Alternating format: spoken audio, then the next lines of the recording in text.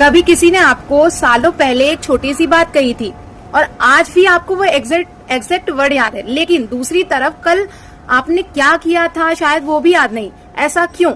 क्या हमारा दिमाग हर चीज को याद नहीं रखता? एक्चुअली हमारा ब्रेन हर चीज को इक्वली इम्पोर्टेंस नहीं मानता। जब कोई घटना हमारे इमोशन से जुड़ जाती है, जैसे बहुत खुशी, एम्बेरसमेंट, सरप्राइज या किसी का बहुत खास कॉम्प्लीमेंट, तो ब्रेन उसे ज्यादा इंपॉर्टेंस दे सकता है। इसलिए कभी कभी किसी का सिर्फ एक सेंटेंस सालों तक हमारे साथ रह जाता है।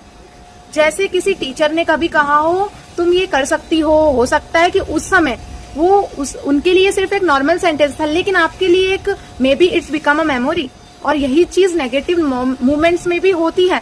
किसी ने सबके सामने छोटी सी बात कह दी, उस समय वो मूवमेंट कुछ सेकंड का था, लेकिन हमारा ब्रेन उसे बार बार रिप्ले कर सकता है, क्योंकि इमोशंस मेमोरी को पावरफुल बना सकते हैं।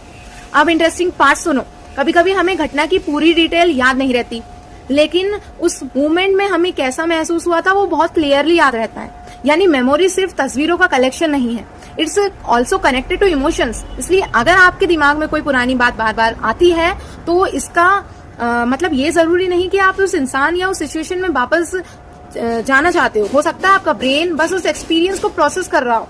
और एक छोटी सी बात, किसी पुरानी मेमोरी का सबसे आपके दिमाग में होना है साबित नहीं करता कि वो आपकी पूरी कहानी है। आपने जो महसूस किया वो रियल था, लेकिन आपकी जिंदगी वही खत्म नहीं हुई। अब आज भी नई मेमोरीज बना रहे हो, नई बातें सीख रहे हो, नए लोगों से मिल रहे हो, और शायद आने वाले सालों में आज का कोई छोटा सा मूवमेंट आपकी सबसे प्यारी मेमोरी में से एक बन जाए।